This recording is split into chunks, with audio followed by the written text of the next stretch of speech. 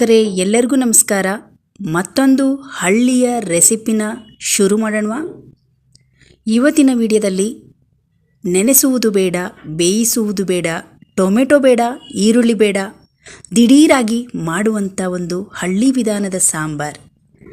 ಬನ್ನಿ, ಇವಾಗ ನಾನು ಒಂದು 3 ಚಮಚದಷ್ಟು ಹುರುಳಿಕಾಳು ತೊಗೊಂಡಿದ್ದೀನಿ. ಹುರುಳಿಕಾಳು ಅದನ್ನು ಸಿಮ್ಮಲ್ಲೇ ಗರಿಗರಿಯಾಗಿ ಫ್ರೈ ಮಾಡ್ಕೊಂಬರ್ತೀನಿ. ಚೆನ್ನಾಗಿ ಫ್ರೈ ಮಾಡಬೇಕು, ಹೊತ್ತಕ್ಕೆ ಬಿಡಬಾರ್ದು. ನೋಡಿ, ಈ ಥರ ಸ್ವಲ್ಪ ಕೆಂಪು ಕಲರ್ ಆಗಬೇಕು, ಹಸಿ ಅಂಶ ಇರಬಾರ್ದು. ಇದನ್ನು ಇವಾಗ ಒಂದು ಬೌಲಿಗೆ ಹಾಕ್ಕೊಂಬರೋಣ. ಇದು ತಣ್ಣಗಾಗಲಿ ಅಲ್ಲಿವರೆಗೂ ಒಂದು ಪಾತ್ರೆಗೆ ತೊಗೊಂಡಿದ್ದೀನಿ. ಇಲ್ಲಿ ನಮಗೆ ಸಾಂಬಾರು ಎಷ್ಟು ಬೇಕಾಗುತ್ತೋ ನೋಡಿಕೊಂಡು ಒಂದು 3 ಗ್ಲಾಸಷ್ಟು ನೀರು ಹಾಕಿದ್ದೀನಿ. ಇಲ್ಲಿ ಒಂದು ಬಿಲ್ಲೆ ಗಾತ್ರದ ಹುಣಸೆಹಣ್ಣನ್ನು ನೆನೆಸ್ಕೊಂಡಿದ್ದೆ, ಅದರ ರಸ ಕೂಡ ನಾನು ಈ ಪಾತ್ರೆಗೆ ಹಾಕ್ಕೊಳ್ತಾ ಇದ್ದೀನಿ. ನೋಡಿ, ಈ ಪಾತ್ರೆಗೆ ಎಲ್ಲವನ್ನು ಮಿಕ್ಸ್ ಮಾಡ್ಕೊಳ್ಳೋಣ. ಇಲ್ಲಿ 1 ಚಿಟಿಕೆಯಷ್ಟು ಅರಿಶಿಣ ತೊಗೊಂಡಿದ್ದೀನಿ. ಹಾಗೆ ಸ್ವಲ್ಪ ಕರಿಬೇವು ಸೊಪ್ಪು ಹಾಕ್ಕೊಳ್ಳೋಣ. ನಾವು ಹಸಿಮೆಣಸಿಕಾಯಿ ಅಥವಾ ಒಣಮೆಣಸಿಕಾಯಿ ಆದರೂ ಹಾಕ್ಕೋಬೋದು. 1-2 ಒಣಮೆಣಸಿಕಾಯಿ ಸಣ್ಣದಾಗಿ ಕಟ್ ಮಾಡಿ ಹಾಕ್ಕೊಂಡಿದ್ದೀನಿ. ರುಚಿಗೆ ತಕ್ಕಷ್ಟು ಉಪ್ಪು ಹಾಕ್ಕೊಳ್ತಾ ಇದ್ದೀನಿ. ನಾನಿಲ್ಲಿ 1-2 ಸಣ್ಣ ತುಂಡು ಬೆಲ್ಲ ಹಾಕ್ಕೊಳ್ತಾ ಇದ್ದೀನಿ. ತುಂಬ ಚೆನ್ನಾಗಿರುತ್ತೆ ಬೆಲ್ಲ ಹಾಕಿದರೆ. ಎಲ್ಲ ಚೆನ್ನಾಗಿ ಮಿಕ್ಸ್ ಮಾಡಿ ಈ ನೀರನ್ನು ಕುದಿಸ್ಕೊಂಬರೋಣ. ಕುದೀತಾ ಇರಲಿ, ಅಲ್ಲಿವರೆಗೂ ಹುರುಳಿಕಾಳನ್ನು ಪುಡಿ ಮಾಡ್ಕೊಂಬರೋಣ. ಈ ಥರ ಪುಡಿ ಮಾಡ್ಕೊಳ್ಳೋದ್ರಿಂದ ನಮಗೆ ಮಸಾಲೆಯಲ್ಲಿ ಸಿಗೋಲ್ಲ. ಇದು ಫಸ್ಟು ಪುಡಿ ಮಾಡೋಣ ಇದನ್ನು.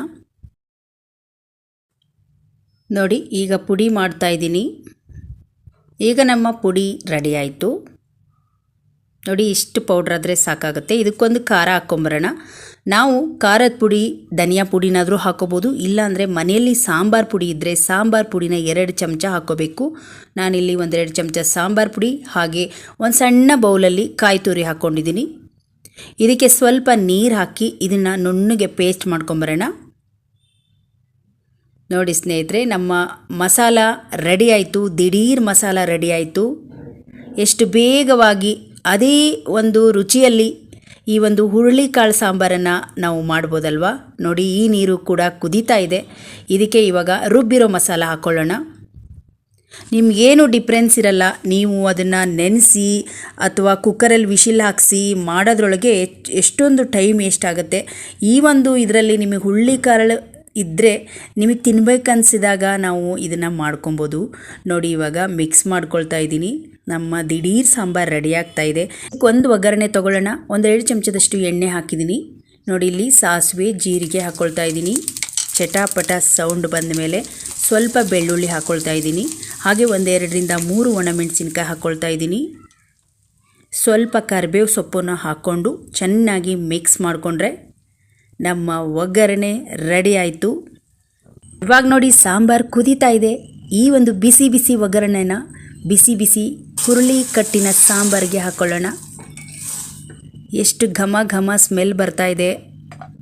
ಪಟ್ಟನೆ ಹುರುಳಿ ಕಟ್ಟಿನ ಸಾಂಬಾರು ತಿನ್ನಬೇಕು ಅನಿಸಿದರೆ ಪಟಾಪಟ್ ಇದೇ ಥರ ಮಾಡಿ ನೋಡಿ. ನಿಮ್ಗೆ ಯಾವುದೇ ಆದ ರುಚಿ ಡಿಫ್ರೆಂಟ್ ಗೊತ್ತಾಗಲ್ಲ. ಇದಕ್ಕೆ ಒಂದು ಹಸಿ ಕೊತ್ತಂಬರಿ ಹಾಕ್ಕೊಂಡು ಬಂದರೆ ನಮ್ಮ ಬಿಸಿ ಬಿಸಿ ಸಾಂಬಾರು ರೆಡಿ ಆಯಿತು. ಇವಾಗ ಅನ್ನದ ಜೊತೆ ಸರ್ವ್ ಮಾಡೋಣ. ನಾನಿಲ್ಲಿ 1 ಬೌಲ್ ಅನ್ನ ಹಾಕ್ಕೊಳ್ತಾ ಇದ್ದೀನಿ.